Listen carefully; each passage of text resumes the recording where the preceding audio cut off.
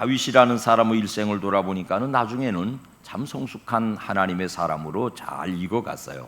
근데 그 과정이 필요하군요. 그 잘 성숙되는 우여곡절이 다 있군요.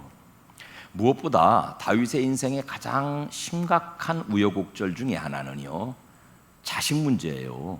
압살롬이라는 혼칠한 아들님이 있었는데 이놈이 이러저런 사연을 가지고 지아부지를 반역하고 들었어요. 군사들을 모집해가지고는 지아부지를 잡아 쓰러뜨리고 지가 왕 되겠다고 예루살렘 쳐들어왔어요. 지아부지가 급한 김에 음어뜨거라 예루살렘 성 왕좌 왕권을 버리고 달아나게 됐습니다. 잘 나가던 사람이 거꾸로지면은요, 그 주변에 있던 사람들이 매우 다양한 형태로 나타납니다. 압살롬이 반역해서 다윗이 피란하는 과정에 여러 인물들을 조금 설명드리겠는데요. 제일 처음에는 시바라는 사람이에요. 원래 사울, 다윗의 전 왕이었던 사울의 종이었어요. 사울 죽고 사울의 아들 요나단하고 다윗하고는 친구잖아요. 요나단 죽고 사울 왕족이 완전히 패가가 됐어요. 다윗이 왕권을 장악하고 나서 둘러보면서 내 선왕 사울, 내 친구 요나단의 남아있는 혈육이 혹시 있는가 물었더니 시바라고 하는 사울 왕의 종이었던 그가 장애인 절름발이 무비보셋이라고 하는 왕자를 데리고 와서 내놓았습니다. 그리고 나서 다윗이 무비보셋에게 그 시바를 종으로 주어요. 너는 사울 임금 때 가졌던 재산을 네가 농사지어서 저 왕자님을 네가 보필하고, 왕자 너는, 무비보셋 장애인 너는 내 상에 와서 나와 일가를 이루자, 나와 밥상을 나누자, 그렇게 극진하게 대접을 합니다. 자, 그런데 다윗이, 즉 다시 말해서 무비보셋의 백그라운드잖아요. 무비보셋 그 장애인 오갈 데 없는 왕자를 보호하던 다윗이 왕권을 잃어버리고 도망가는 입장이 되니까 시바라고 하는 그 죄송한 표현이에요, 종놈의 처신을 좀 보소. 한번 읽어봅시다. 사무엘하 16장 3절 말씀. 달아나는 다윗이 무비보셋 왕자가 따라오지 않으니까 그의 종 시바에게 묻습니다. 시작. 왕이 이르되 내 주인의 아들이 어디 있느냐 하니 시바가 왕께 아뢰되 예루살렘에 있는데 그가 말하기를 이스라엘 족속이 오늘 내 아버지의 나라를 내게 돌리라 하나이다. 다윗에게서 그 무비보셋이 마음을 배반해서 압살롬의 반역에 가담을 해가지고 다윗 왕권을 물리치고 과거 사울 자기 할아버지의 왕조를 이어받을 욕심으로 지금 예루살렘에 그냥 남아있습니다라고 모함을 한 거예요. 이게 사실이 아니에요. 나중에 밝혀지겠지만은. 선악을 떠나서 장애인까지 모함해서 자기 입지를 세우고자 하는 약삭빠른 처신이죠. 욕할 거 하나도 없는 것은 그게 우리 모습이거든요. 선악의 관계를 떠나서 사람마다 다 자기 살 길 찾는 법이에요. 이 시바라는 사람을 조금 더 현미경을 대고 들여다보니까 원래 이 사람은 사울왕의 종이었어요. 근데 나중에 보니까는 세상에 자식이 15이나 있대요. 그 자식은 아마 아들들만 쳤을 거예요. 딸 치면은 30이 넘을지도 몰라요. 종이 20명이나 있대요. 종님이 글쎄 그걸 미루어 짐작컨대 사울 왕가가 패망할 때에 사울 왕의 재산을 빼돌린 놈일 것이 분명해요. 그러니까는 여러분 자식이 15, 딸을 포함하면 20명 이상 되는 자식을 한 여자에게서 얻는 건 못 되잖아요. 그러니까 이님이 여자도 여럿 거느렸을 거예요. 그 말은 여자가 그 당시는 남자의 재산이었으니까, 그리고 종을 20이라고 거느렸으니까 이님이 종으로 살면서 저희 왕이 패망할 때에 그 왕의 재산을 빼돌린 놈이 분명해요.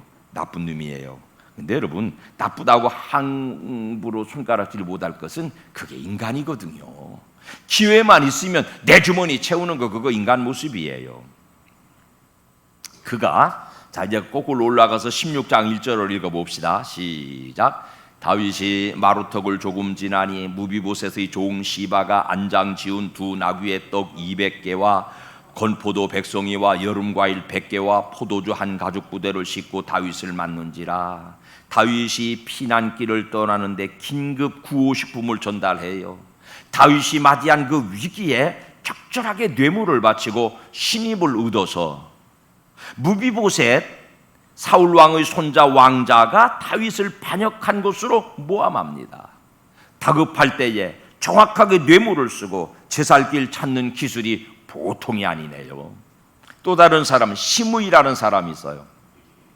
이 사람은 사울 왕의 친족이에요. 아들이 반역해가지고 왕좌를 버리고 예루살렘을 떠나 도망가는 다윗의 목전에다가 대고 막 돌을 집어던지면서 이렇게 욕해요. 읽어봅시다. 시작. 피를 흘린 자여, 사악한 자여, 가거라 가거라. 사울의 족속의 모든 피를 여호와께서 내게로 돌리셨도다. 그를 이어서 내가 왕이 되었으나 여호와께서 나라를 내 아들 압살롬의 손에 넘기셨도다. 보라, 너는 피를 흘린 자이므로 화를 자초하였느니라. 이거 뭔 얘기예요? 요즘 말로 번역해 드릴까요? 꺼져버려라. 너 이놈 사울왕 왕자 네가 차지하더니 잘됐다 이놈아. 하나님은 그냥 두실 줄 아냐. 너도 당해봐라 이놈아. 너도 네 자식한테 당해봐라 이놈아. 이런 욕이에요. 여러분, 이 얘기 들어보면 가슴 서늘하지 않아요? 뭔 일이 잘못됐을 때 하나님께서 벌레이신 거라고 마구 말하지 않아요. 여러분, 이것도 인간사에 있는 일이에요. 네가 그 꼴을 했으니까, 네가 사울을 제치고 왕 됐으니까 네 자식이 너를 제치고 왕 되려고 그러는 거 아니야. 너 심은 대로 거두는 거 아니야. 이런 사람 말은요, 그 나름대로 모두가 정당성이 있어요. 그러니까 모든 사람의 모든 말을 함부로 듣고 좋다 나쁘다 옳다 그러다 분별하면 안 돼요. 사람 사는 세상에는 그런 일도 있고 저런 일도 있다. 그런 배움을 가지면 좋겠어요. 사람마다 한평생 사는 동안에 누구나 피해가고 싶지만은 기가 막힌 사연들을 다 만나죠. 지금으로서는 다윗이 자식이 반역해가지고 쫓겨가는 입장이니까 참 기가 막힌 일이에요. 훨씬 후에 다윗은 이런 시를 남깁니다. 시편 40편 2절 시작. 나를 기가 막힐 웅덩이와 수렁에서 끌어올리시고 내 발을 반석 위에 두사 내 걸음을 견고하게 하셨도다. 그 수렁에서 건져주시는 분 하나님이시래요. 기가 막힐 웅덩이와 수렁이라는 뜻은 내 힘으로 스스로 벗어날 수 없는 상황이라는 거죠. 여러분, 우리 그런 거 있잖아요. 도무지 이럴 수도 없고 저럴 수도 없는 거 있잖아요. 우리 IMF 겪을 적에 돈 벌던 아버지가 직장 잃고 저 산에 올라가서도 혼자 자기 생명을 갈무리하고 그리고 남은 자녀들의 그 비참함들을 뉴스로 보지 않았어요. 무비보셋이 지금 그런 입장이에요. 자기의 생명줄이나 마찬가지인 자기의 절대 보호자인 다윗이 그만 왕위를 잃고 달아나는 처지가 됐으니까 얼마나 기가 막힌 입장이 됐어요. 한 발 더 떠볼까요? 19장 26절에서 27절 시작. 내 주 왕이여, 왕의 종인 나는 다리를 졸무로 내 나귀의 안장을 지워 그 위에 타고 왕과 함께 가려 하였더니 내 종이 나를 속이고 종인 나를 내 주 왕께 모함하였나이다. 다윗이 달아나면서 시바에게 야, 그 무비보셋 같이 안 간다니 왜 안 오냐? 그러니까 그 있잖아요, 그 왕자가요 꿈도 야무져요. 글쎄 세상이 뒤집어질 것 같으니까 사울 왕가가 다시 회복될 것을 바라고 예루살렘에 그냥 남아있어요. 이렇게 뻥을 깠거든요. 근데 알고 보니까 이 무비보셋 얘기를 들어보니까 이 종님이 거짓말한 거예요. 뻥 깐 거예요. 얼마나 억울해요. 왕족에서 폐위당했어요. 장애를 입었어요. 자기의 절대 보호자인 다윗은 지위를 잃었어요. 거기다가 자기에게 종으로 준 종놈이 자기를 모함해요. 한 발 더 나가 봅시다. 29절 말씀 시작. 왕이 그에게 이르되 네가 어찌하여 또 내 일을 말하느냐. 그렇게 자기가 다윗을 피난길에 따라가지 못한 것을 다윗이 예루살렘에 돌아왔을 때 이렇게 변명하니까 다윗이 뭐라고 아 좀 시끄러. 뭐 한 소리 또 하고 한 소리 또 하고 그래 안 왔으면 만 거지. 뭐 자꾸 이런 소리 했어. 여러분이 장애인 기가 막힐 웅덩이와 수렁에 빠진 오갈 데 없는 천의 고와 같은 무비보셋의 말을 그냥 한마디로 깔아뭉개 버려요. 무비보셋이라는 사람 입장에서 보면은 기가 막힐 상황이에요. 여러분, 장애를 입어서 스스로 움직일 수도 없고 누가 보호하고 돌보지 않으면 살아갈 수 없는 사람, 그 마지막 보호자인 다윗이 한마디로 깔아뭉개 버릴 때 그 마음속에 절망감이 얼마나 깊었을까요? 그건 얼마나 기가 막힐 웅덩이와 수렁에 빠진 인생일까요? 다윗은 이스라엘 선왕이라고 우리가 추앙합니다. 오늘 그의 이면을 좀 들여다보자고요. 자식의 반란으로 피난해야 되는 처지입니다. 그 적이요, 싸워서 무찔러야 되는 적이라면 다윗은 결코 도망가지 않아요. 소년의 나이로 위대한 장군, 전사 중에 전사 골리앗을 물리친 전력이 있잖아요. 모든 싸움에서 진 적이 없잖아요. 누구와 싸워도 이기는 용사 중에 용사, 백절불굴의 장군이 이 다윗 아닙니까? 그 아래 요압, 아비새, 이런 아주 쟁쟁한 장군들이 있습니다. 싸워서 이기는 대적 같으면은, 이겨야 될 상대 같으면 문제도 아닌데, 보세요. 싸워서 이기기는 쉬운 일인데 자기가 이기면은 아들을 죽여야 되는 전쟁이에요. 이게 진퇴양난이잖아요. 이럴 수도 저럴 수도 없잖아요. 기가 막힐 웅덩이, 기가 막힐 수렁에 빠진 거예요. 그 마음의 한 조각을 읽어보실까요? 사무엘하 18장 5절 말씀 시작. 왕이 요압과 아비새와 이때에게 명령하여 이르되 나를 위하여 젊은 압살롬을 너그러이 대우하라. 이거 뭔 말이냐면, 전쟁이 났어요. 요압과 아비새와 이때는 이스라엘의 1사단, 2사단, 3사단 사장장들이에요. 압살롬이 일으킨 반란군을 정복하러 가는 거예요. 가는 그들을 불러놓고, 어이, 나가서 싸워서 이기는 건 좋은데 그저 압살롬 우리 아들 그놈 철없어, 그러니까 좀 잘 봐줘. 함부로 다루지 말고 그 속에는 죽이지 말고 붙들어 갖고만 와. 그런 부탁을 했어요. 막상 전쟁이 났어요. 압살롬은 머리가 막 길어서 아름다운 청년이었더래요. 전쟁에서 지가 뭐 전쟁해본 경험 없으니까는 백전노장의 이 요압과 아비새와 그 다음에 이때라고 하는 장군들에게 몰려가지고 도망가다가 이막 3단 같은 머리채가 나무까지에 걸려버렸더라는 건. 그래가지고 말은 쑥 빠져나가고 저는 이 머리가 나무에 걸려고 대롱대롱 매달려 있어요. 군사들이 가가지고 저기 압살롬 왕자님이 걸려 있다고 요압 장군에게 보고하니까, 야 이놈아, 뭐 그걸 보기에 한 칼에 죽여버리지. 어떻게 저 그러셨잖아요. 좀 그 젊은 아들 봐달라고. 저도 그 얘기 들었는데 어떻게 왕의 아들을 죽입니까?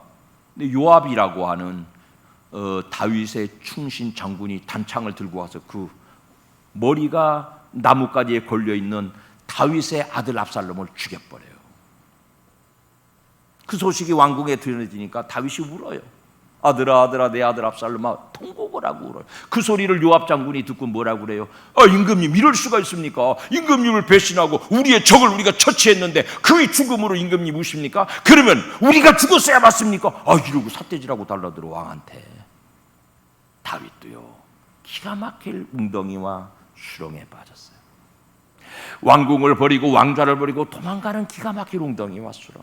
아들이 반란을 일으켰는데 그 아들을 죽여버린 기가 막힐 웅덩이와 수렁에 빠졌습니다.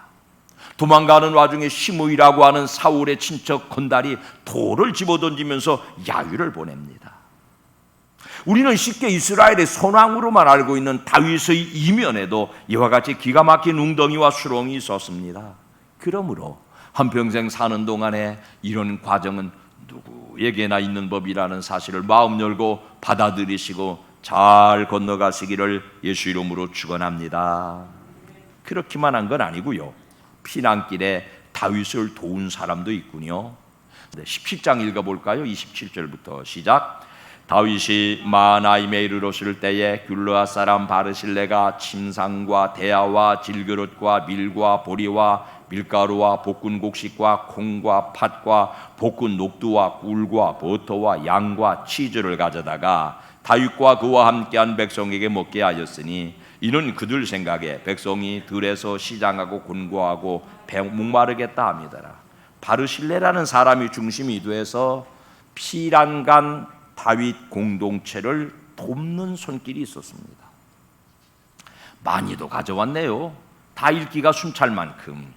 그 양식을 먹고 그 보급을 받아서 다시 새 힘을 얻고 전력을 정비한 백전노장 다윗 군사가 3명의 사령관을 앞세워서 다시 전쟁을 일으켜서 압살롬 군대를 쳐부수고 이기고 다시 예루살렘으로 돌아오게 됩니다.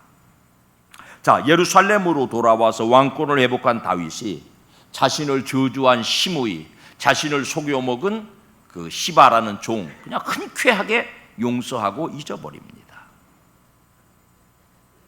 장군 하나가 나타나서 아비새가 저 시므이란 놈 저놈 우리가 피난 갈 때 와가지고 돌 던지고 욕하던 놈인데 그냥 살려주는 마디가 단칼에 유죄를 냅시다. 그러지 말어. 좋은 날에 피 보지 말어. 흔쾌하게 잊어버렸어요. 멋진 모습을 보여요. 자, 그런데 그런 모습만 있는 것이 아니고요. 오늘 예상 밖의 다윗의 모습을 한번 들여다보자고요. 아까 읽은 본문 다시 읽어볼까요? 19장 24절 시작. 사울의 손자 무비보셋이 내려와 왕을 맞으니 그는 왕이 떠난 날부터 평안히 돌아오는 날까지 그의 발을 맵시 내지 아니하며 그의 수염을 깎지 아니하며 옷을 빨지 아니하였더라. 다윗이 왕좌를 버리고 피난길에 가 있는 그동안에 이 사람은 다리를 못 써요. 그래서 두 다리를 예쁘게 아침마다 새롭게 양말을 갈아 신기고 옷을 갈아입히고 보기 싫지 않게 치장을 해주었던 모양이에요. 다윗이 왕좌를 버린 동안에 그거 안 했다는 거예요.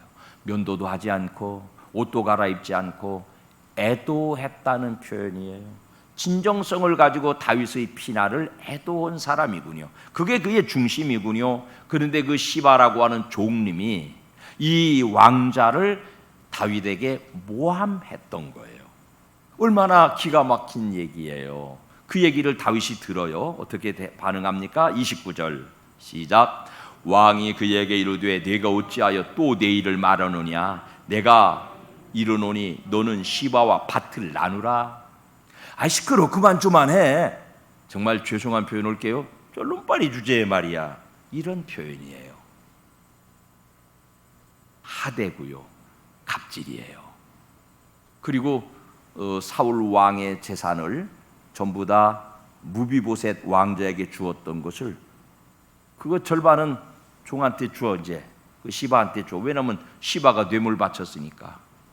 거기에 눈이 멀어가지고 이 진정성을 가진 장애인 왕자 무비보셋을 집중해서 자상하게 살피지 않고 그 말에 귀를 낮추어 주지 않은 미성숙한 인격을 보이고 있습니다. 우리 사회에 가진 자의 폭력, 갑질이 늘 문제로 제시되고 있습니다. 교회에서도요, 목사는 가진 자가 아니고 목사는 갑질할 위치는 아니에요만은 성도들 인식에 우리 목사님이 나한테 너무 무심한 것 같아, 이런 불만이 있을 수 있어요.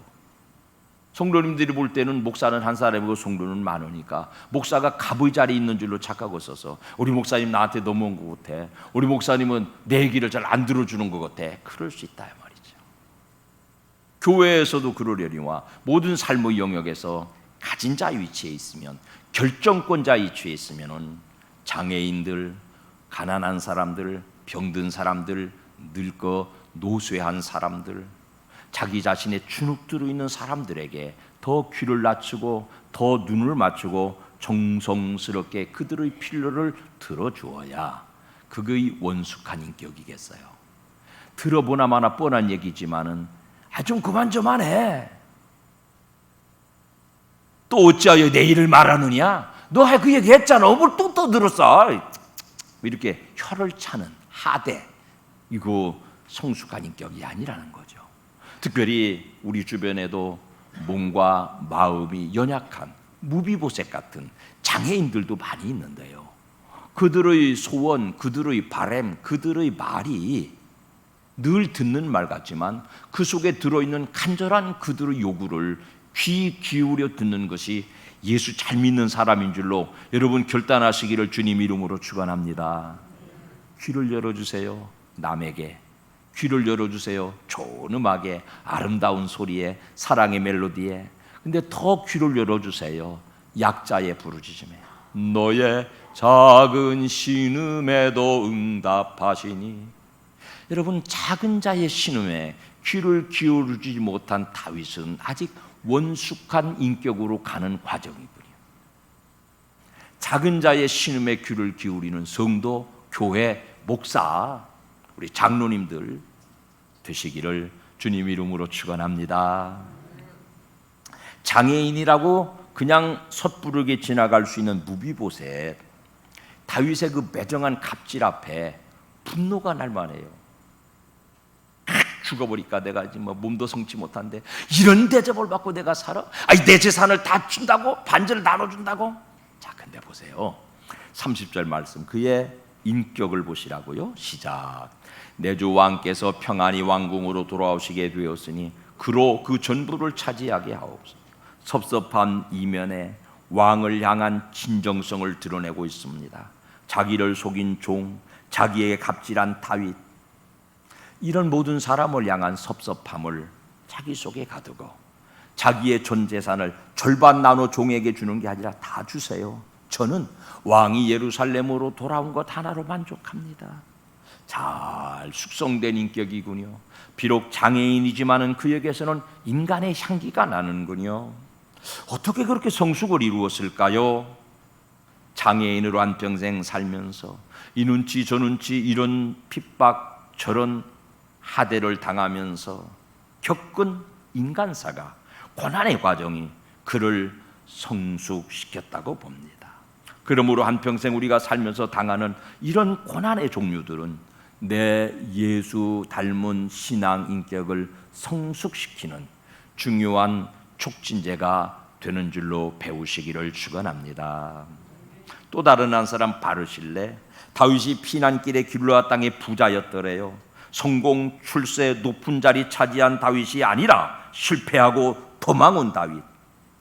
그 다윗이 실패하고 도망갈 때 얘는 시바라고 하는 종놈을 와서 속여먹기까지 했는데, 실패하고 도망온 사람 다윗에게 잠자리를 내주고 먹을 것을 대주고 그 군사 전체를 극진하게 대접해서 대가를 바랄 수 없는 실패자를 이처럼 잘 대접해서 순수하게 헌신해서 사람을 살려냈습니다.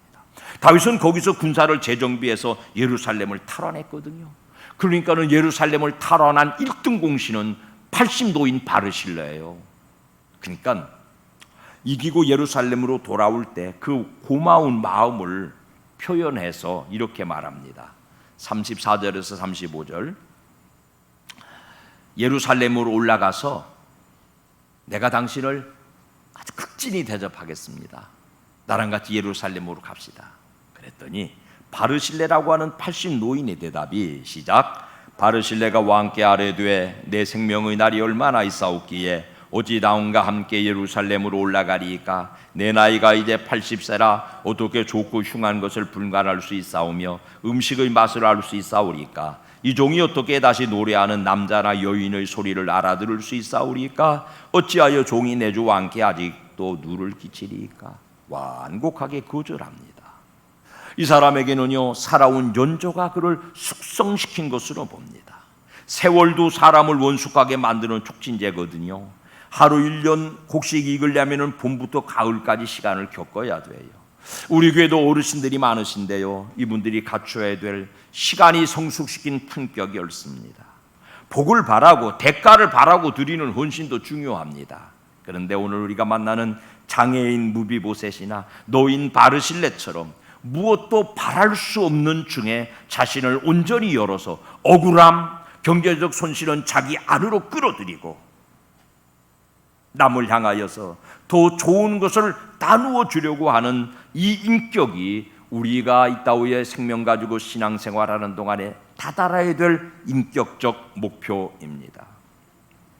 장애인이고 노인이지만은 그들의 신앙에서는 잘 숙성된 달콤한 과일 향처럼 인격의 향기가 우러나는군요.